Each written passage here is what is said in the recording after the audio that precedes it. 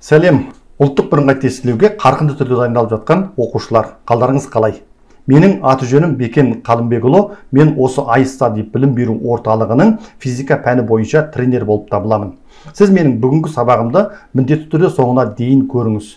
Себебі, біріншіден сіз осыны соңына дейін көру арқылы, соңындағы сізге арналған тестті тапсырып, өз біліміңізді сынап көре аласыз. Және сонымен қоса, iStudy білім орталығының сізге ұсынып отырған кереметтей жеңілдіктене аласыз. Екіншіден, осыны соңына дейін көру арқылы сіз біліміңізді көтере аласыз деген сенімдемін. Себебі, көп тест талдау ұсыну тренерлері сіздерге ұсынған кезде есеп шығарудың ең оңай жолын үйретемін, бірден есеп шығара саласыздар деп өзіне өзі әдемі жарнама жасайтындағы есептерді тез шығарып, ары қарай соған жеке-жеке тоқталмай, есепке арнайы талдау жасамай өте шығады. Вау деп отырып қалса, не деген тез шығарады, мен де тез шығарсам деп армандап жүріп уақыттарыңыз өтіп кетеді. Ал шын мәнінде ол жерде ешқандай чудо болмайды. Сіздің егерде шынымен де біліміңіз болмаса, ол туралы білмесеңіз, ешқашан тез шығарып, тез жауабын таба алмайсыз. Сіз міндетті түрде қайталап, сол сұрақтардан басқа да қандай сұрақтар келетіндігі туралы сізге талдау жасап, сөйтіп тұрып көрсетіп беретін боламын. Және сонымен қоса, менің бүгінгі сіздерменен талдағалы отырған есептерім осының алдында ғана оқушылар тапсырған биылғы осы жаңа сынақ тестіне келген есептер болып табылады. Демек, сізге осы сабақтың міндетті түрде пайдасы тиетіндігіне сенімдімін. Ондай болса, сіз дайын болсаңыз, кеттік. Идеал газдың қандай да бір массасының көлемін изотермиялық өзгерту барысында оның қысымы 2 есе артты. Бұл жағдайда газ молекулаларының орташа квадраттық жылдамдығы қалай өзгереді? Яғни бұл жағдайда біз міндетті түрде нені сұрап отыр? Жылдамдықты сұрап отырғандықтан жылдамдықпенен температура арасындағы байланысты білуіміз керек. Бізге температура тұрақты дейді.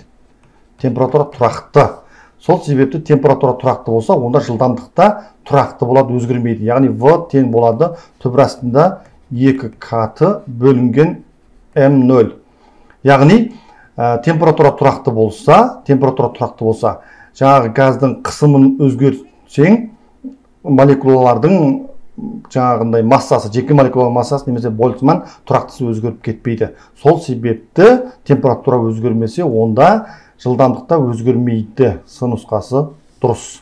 Так, сонымен оқушылар, мен сіздерменен тест тапсырмаларын бірге талқылағаныма аса қуаныштамын. Және сонымен қоса сіздің соңына дейін отырғаныңызға ризашылығымды білдіремін. Енді сіз төмендегі физика тест тапсырмасы деген батырманы басу арқылы физикадан тест тапсыра аласыз. Және өзіңіздің нәтижеңізді содан біле аласыз.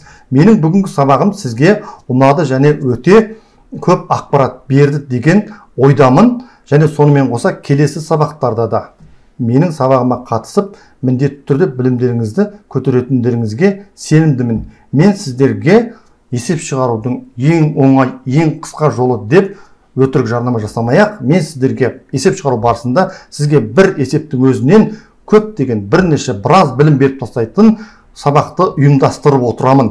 Егер де кеңейтілген, түсінікті білім алғыңыз келсе, менің сабағыма міндетті түрде қатысыңыз. Өкінбейсіз.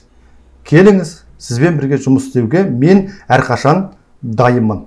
Ондай болса, оқушы менің сабағымда кездескенше сау сәлематта болыңыз.